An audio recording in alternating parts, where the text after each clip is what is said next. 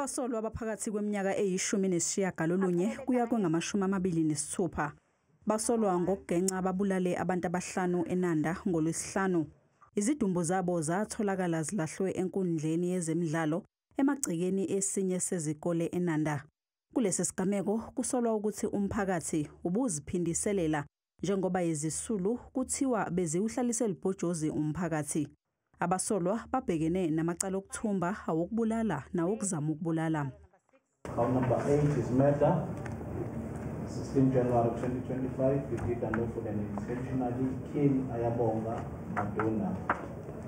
Kusenjalo, amalungu omphakathi abebhikisha ngaphandle kwenkantolo ezokweseka abasolwa.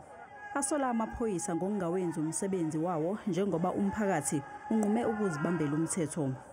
We believe that those community members, they've done the job that our South African police they were supposed to be doing, because these things were reported a long time ago to our Mjebeni police station.